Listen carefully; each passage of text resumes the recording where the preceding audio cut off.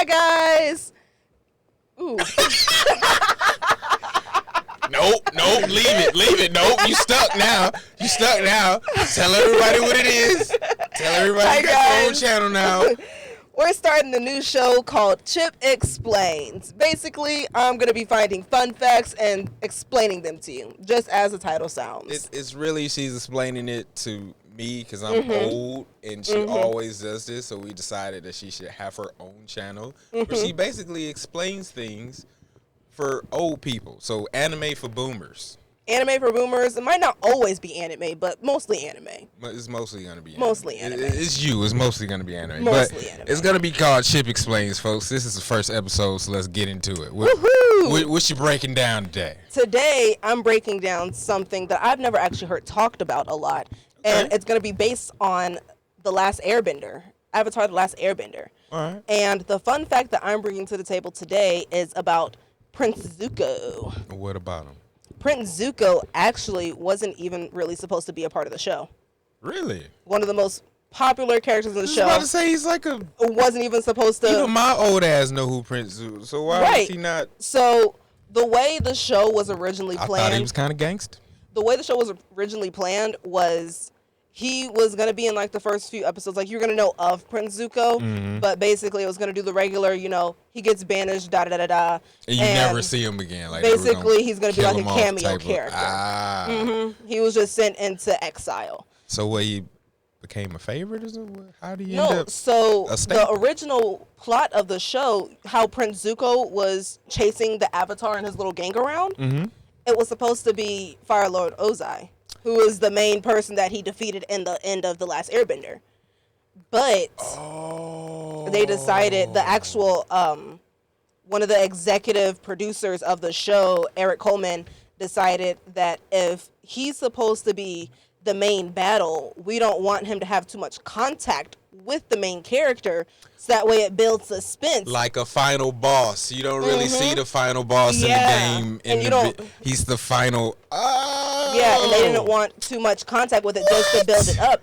And they needed a placeholder for the rest of the show. And he was supposed to be the fucking placeholder? Zuko ended up being the placeholder.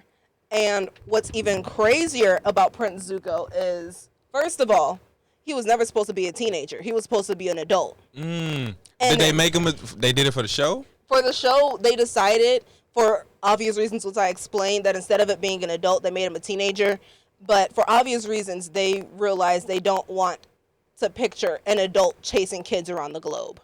That makes a lot of sense.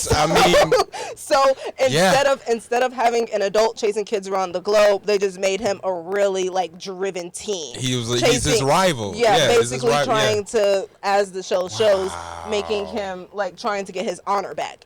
And never thought about another fun fact, Zuko was never supposed to have the scar either.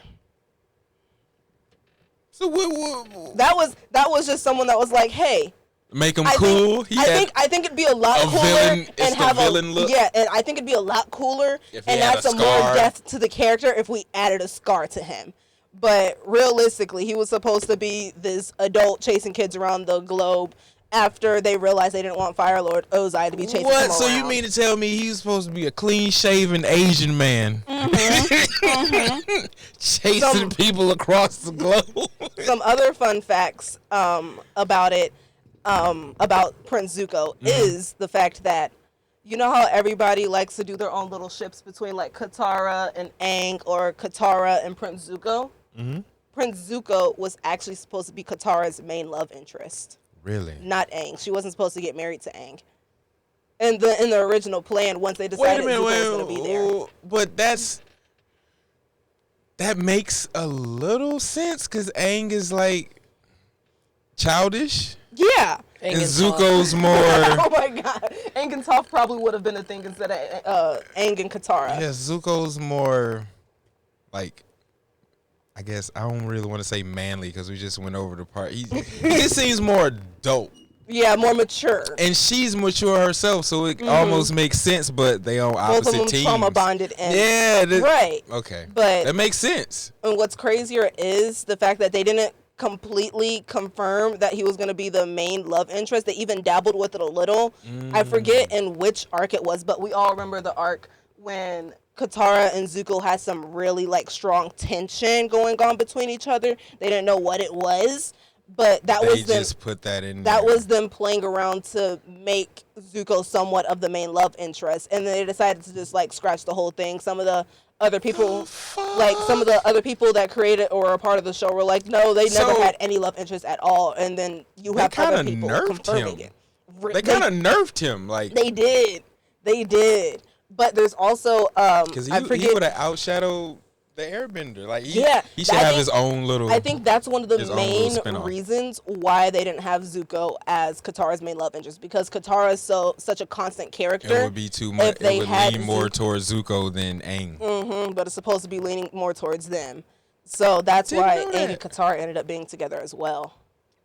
And then they actually do have, like, I forget what it was called or something, but they had like an alternative ending where Katara and Zuko were love interests. What the fuck? I didn't know this shit. I don't know if it's actually posted anywhere. I just followed anywhere. like the base story of, it was cute, but now that you bring these things up about Zuko, it kind of makes sense why they made his character the way it was. They made it he seems a lot more adult than Aang. They made it so it fit in perfectly to the area that they were missing. They Nickelodeoned him. Basically. They dumbed him down. I think all of that was pretty cool, and I kind of wish that they have it somewhere. I'm going to do more research to figure out if they have it somewhere about the alternative ending with Zuko and Katara. Somebody has to know. Somebody probably has it somewhere around if you know about this alternate ending, just put it in the comments, put a link or, something of that nature so we can go into it. Because I had no clue about this. Did you have any clue about this? It's actually quite interesting. I love how quiet you're being back over there. Just chilling for the vibes. Yeah. But, that's all pretty much the stuff I learned about Prince Zuko. I was doing some research and I was just like, what are some like weird facts I didn't know? And I saw Prince Zuko wasn't supposed to be in the show. I didn't know that shit either. And I was just like, there was a lot more stuff into it, but that was the most major stuff. And I kind of like how when I was doing the research, you would see that some of the people that were a part of the show making and like even the people that were in the show. Oh, they were telling why. Some people will say had to go the way it went. Yeah, like Coleman, the executive producer, was the one that made most of the big calls about, like, he was the one that was like, oh yeah, Fire Lord Ozai should be doing this. And then he was like, well, actually, we want to build it up. So we're going to put him over here and have this guy in here and then change all this up. It was a few other people that indicated about once you start going down the rabbit hole, you just, I had no clue.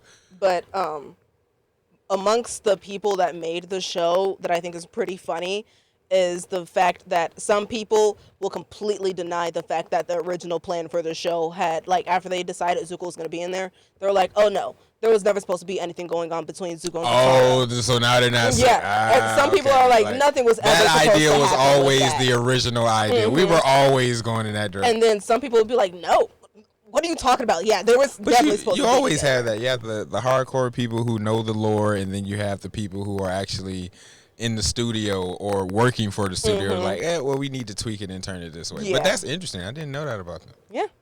High five. Woohoo. Good first episode. And that's all for Chip Explains. Woohoo. That's how you go.